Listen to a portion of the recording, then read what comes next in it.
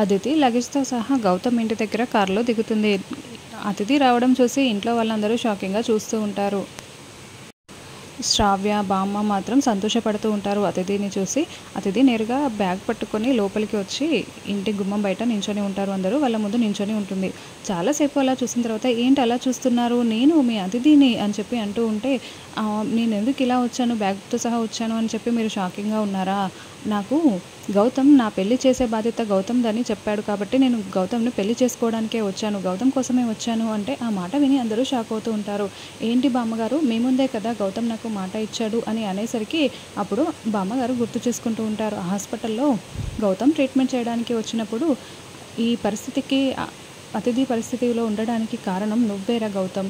తన బాధ్యత నీదే. తనకి పెళ్లి చేస్తావో, నువ్వే పెళ్లి చేసుకుంటావో, తనని ఒప్పించి ఎలా పెళ్లి చేస్తావో నీ ఇష్టం. కానీ నువ్వు అలా ఓకే అంటే నాకు మాట ఇచ్చిన తర్వాతనే దాన్ని చెయ్యి ముట్టుకొని ట్రీట్మెంట్ చెయ్యి అని చెప్పి బామ్మ గట్టిగా నిలదీయడంతో, అలాగే బామ్మ అని గౌతమ్ మాట ఇచ్చిన విషయం గుర్తు చేసుకొని బామ్మ అవునమ్మా నిజమే అని చెప్పి అంటూ ఉంటుంది. నేను చిన్నప్పటి నుంచి ఇక్కడే పెరిగిన దాన్ని కదా, ప్రేమించి 4 రోజుల్లో పెళ్ళి అనగా నన్ను మోసం చేశాడు. నేను ఎక్కడ ఉంటే వీడు నన్ను పెళ్లి చేస్తాడు అన్న నమ్మకం నాకు లేదు. అందుకే నేను ఇక్కడికే వచ్చాను అని చెప్పి అతిథి ఇంట్లోకి వస్తుంది. మళ్ళీ అతిథి, శ్రావ్య వాళ్ళంతా ఒక రూమ్లో మాట్లాడుకుంటూ ఉంటారు. అహల్య బుజ్జిని తీసుకొని నందు వాళ్ళ ఇంటికి వెళ్ళి బుజ్జితో ఆ పేపర్స్ని ఎవరు చూడకుండా నందుకి ఇచ్చిరామని చెప్పి పైకి పంపిస్తుంది. అహల్య ఇంటి బయట ఆటో దగ్గర వెయిట్ చేస్తూ ఉంటుంది. బుజ్జి చాటుగా వెళ్ళి నందు రూమ్లో ఆ లెటర్స్ని పెట్టి వస్తాడు. అప్పుడే నందు స్నానం చేసి బయటికి వచ్చి ఆ పేపర్స్ ఏంటని చూసి ఆ లెటర్స్ని చూసి షాకింగ్గా, కోపంగా మండిపడుతూ ఉంటాడు. మరోవైపు రూమ్లో శ్రావ్య, అతిథి వాళ్ళంతా మాట్లాడుకుంటూ ఉంటారు.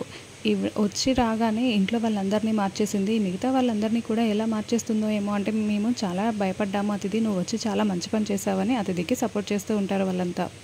నేను వచ్చాను కదా, ఆ అహల్యని ఎలాగైనా ఇంట్లో నుండి బయటికి గెంటేస్తాను అని చెప్పి అతిథి అంటూ ఉంటే, అదంతా ఈజీ కాదు అని చెప్పి బామ్మ అక్కడికి వచ్చి వాళ్ళతో మాట్లాడుతూ ఉంటుంది. అప్పుడే నందు శ్రావ్యకి ఫోన్ చేసి మాట్లాడుతూ ఉంటాడు కోపంగా. శ్రావ్య ఏమో ఏడుస్తూ ఉంటుంది. ఆ లెటర్స్ని ఎందుకు పంపించావని చెప్పి నందు శ్రావ్యని తిట్టి ఆ లెటర్స్ని కాల్ చేస్తాడు. అది చూసి శ్రావ్య చాలా ఏడుస్తూ ఉంటుంది. కోపంగా బయటికి వస్తుంది. శ్రావ్య అని అందరూ ఎంత పిలుస్తున్నా కూడా వినకుండా బయటికి వచ్చేస్తుంది. అప్పుడే అహల్య నందుకి లెటర్స్ ఇచ్చేసి ఆటో దిగి ఇంట్లోకి రాగానే, ఆగు ఇంట్లోకి రాకు అని చెప్పి శ్రావ్య అహల్యని అడ్డుకుంటుంది. ఏం జరుగుతుంది అని సుభద్ర, గౌతమ్ టెన్షన్ పడుతూ బయటికి పరిగెత్తుకుంటూ వస్తారు. అప్పుడే శ్రావ్య ఫోన్లో నందు మాట్లాడిన మాటల్ని అంతా చూపిస్తూ ఉంటుంది. అహల్య, గౌతమ్ అందరూ షాకింగ్గా చూస్తూ ఉంటారు.